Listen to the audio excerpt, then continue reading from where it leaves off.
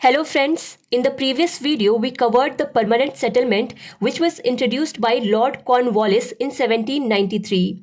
A few years after that is in 1798, Lord Wesley became the Governor General. He ordered that permanent settlement should be implemented in Madras Presidency as well. Now the problem was that, like Bengal, Bihar and Odisha, Zamindar class did not already exist in Madras Presidency. But there was another class whose name was polygons. When the permanent settlement revenue system was implemented in the northern districts of Madras Presidency, the polygons in these areas were recognized zamindars of these areas, and the responsibility of collecting tax from the cultivators was given to these polygons. But these polygons were quite different from zamindars. And how were they different from zamindars?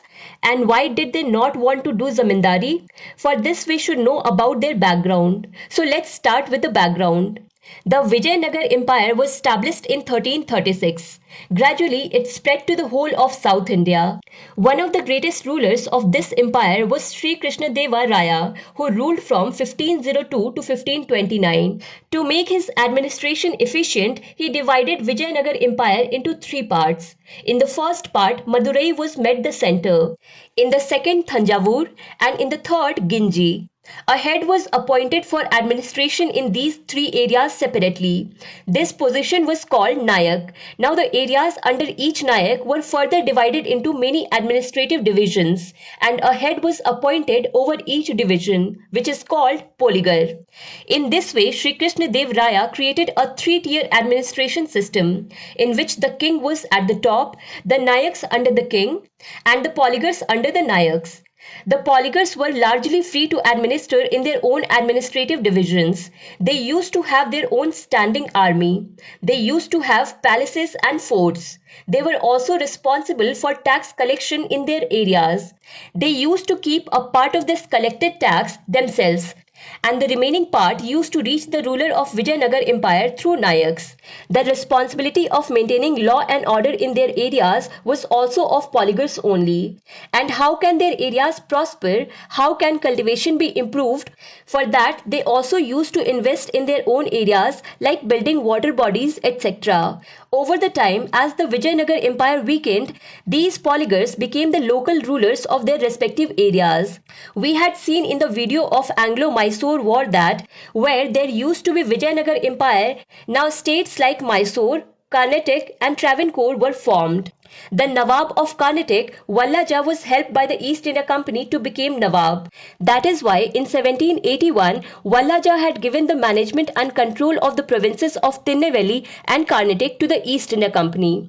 The polygons were not happy with this because the British East India Company was demanding tax from the polygons.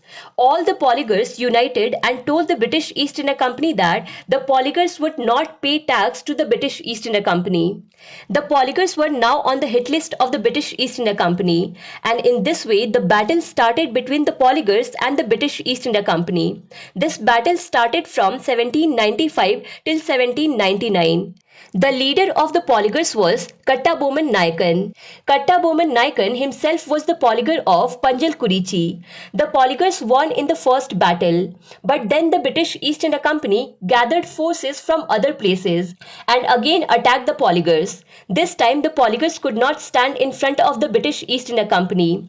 Kattaboman Naikan ran away with some of his companions and hid in the forest of Pudukkottai. So did you see, as soon as the British East India Company tried to make polygons zamindars, the polygons revolted. Means now the British East India Company had to find some other way to collect land revenue in Madras Presidency.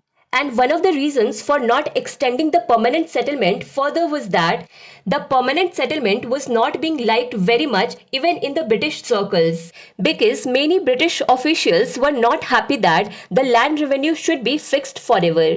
Because if permanent settlement is imposed everywhere, then the income of the British East India Company will not be able to increase in future. So due to all these reasons, a new land revenue system was thought, in which revenue would be directly collected from from the cultivators. Cultivators are called rayats. That is why this system was called Ryotwari system. Actually, Ryotwari system was already experimented by Alexander Reed in Bara Mahal on a small scale, and its good results were seen. What happened was that the Third Anglo-Mysore War, which took place in 1792, was followed by the Treaty of Seringapatam, and according to this treaty, Tipu Sultan had to give a lot of his territories to the British East India Company. Bara Mahal was one of these territories, in which Captain Alexander Reed experimented with the Ryotwari system. However, when it was decided that instead of a permanent settlement in Madras Presidency, the Ryotwari system would be implemented, so its large-scale implementation was done by Thomas Munro. Actually, Thomas Munro was also involved in the implementation of Ryotwari system in Bara Mahal.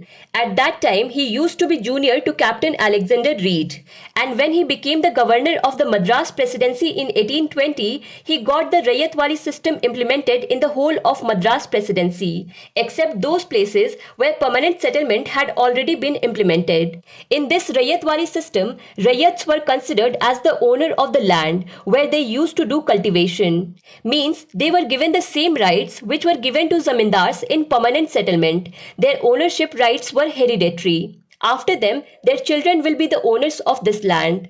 If they want, they can transfer their land to someone else, sell it, and if they want, they can sublet it, which means they can give it on rent to another farmer. The most important role in the Ryotwari system was that of land assessment. A detailed survey of the land was done, and on its basis it was decided that how much tax the rayats would have to pay to the British East India Company.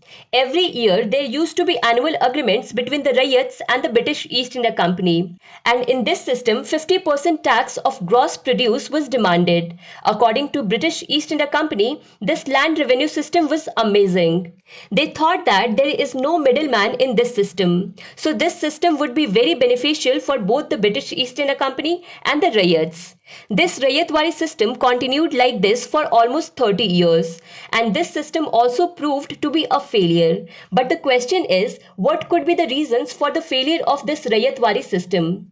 So as we said that the most important role in this system was the land survey. If the survey was effective, then only this Ryotwari system could be successful. But there were many mistakes in this land assessment.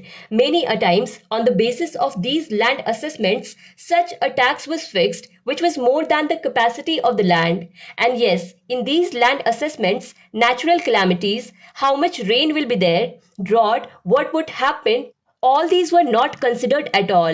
And the British East India Company said that once the land revenue assessment is fixed, then you will have to pay the revenue at the end of the year, even if the crop is destroyed or whatever happens.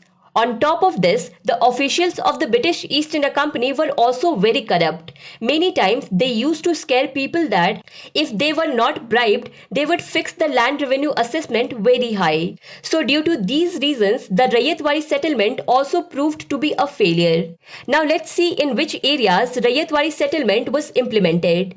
Initially, this system was implemented in those areas of Madras Presidency where permanent settlement was not started. After that, in Bombay Presidency, Assam and Sindh. So this was the complete information about Ryotwari system. To understand Indian history and Indian polity in detail, do follow Bookstawa playlist. Link is given in the description box. Thank you for watching Book